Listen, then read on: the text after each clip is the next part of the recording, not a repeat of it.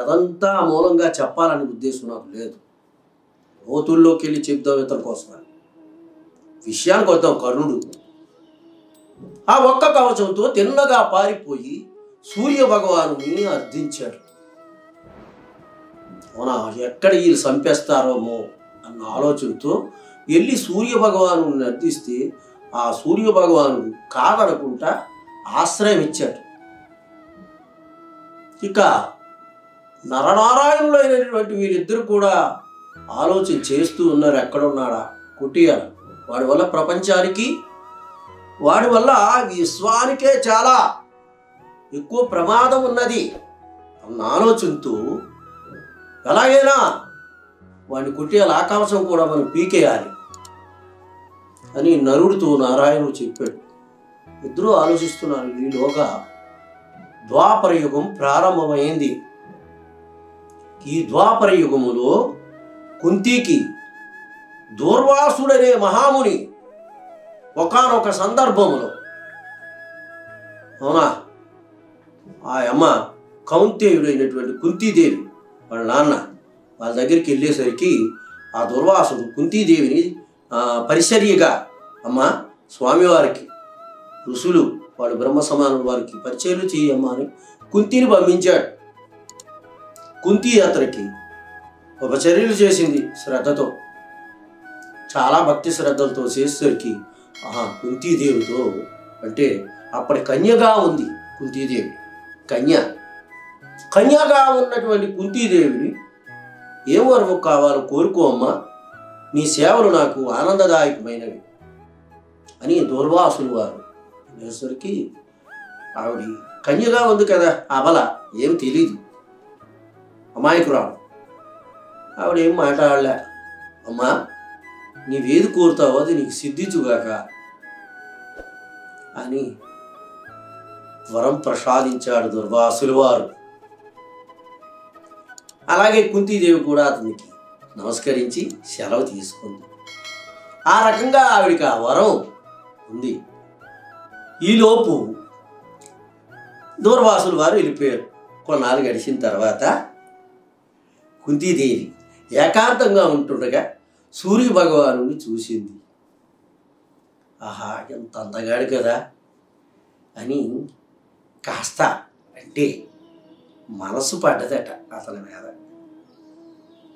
ఆ రకంగా మనసు పడిన తర్వాత దూర్వాసులు వారు ఇచ్చిన వరప్రసాదం చేత సూర్య భగవాను ప్రత్యక్షమయ్యి కుంతీదేవికి అభిష్టాన్ని నెరవేర్చాడు.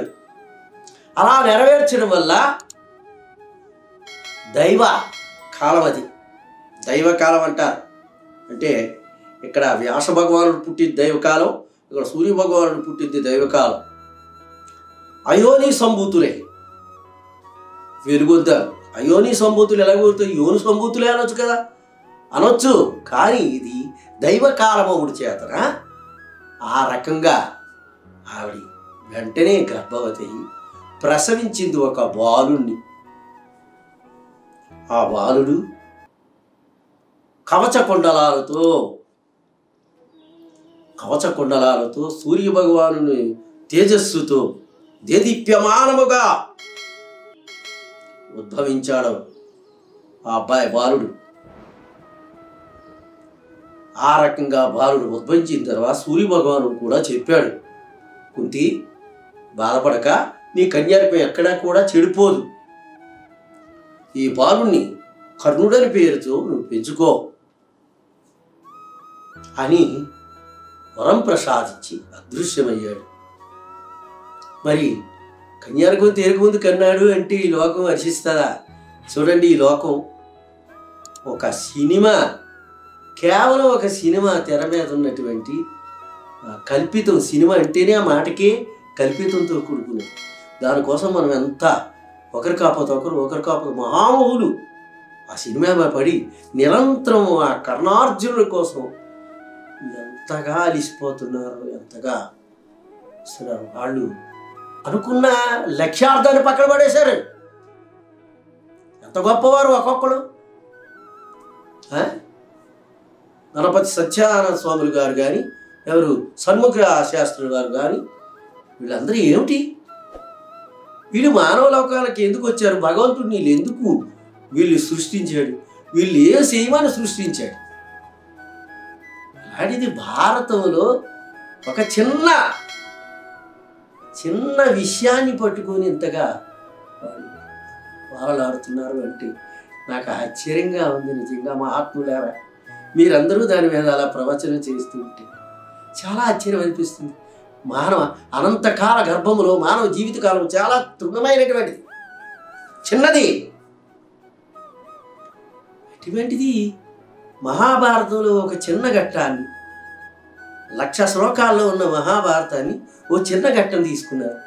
మరి భారతం, రామాయణం, విష్ణు పురాణం, వరహాపురాణం, ఇలా 18 పురాణాలు, భాగవతం, భగవద్గీత మనం ఎప్పుడు ఇలా తరుస్తాం? ఇప్పుడు తరచగలం? మన కాలం సరిపోతుందా? ఇక చతుర్వేద వేదములు, ఋగ్వేద, యజుర్వేద, సామవేద, అధర్వవేద, ఇక ప్రణవేదం, పంచమ వేదం, మన 4 వేదాల్లో 1180 ఉపనిషత్తులు. ఒక్క ఉపనిషత్తు చేయడానికే జయ గురుదేవ.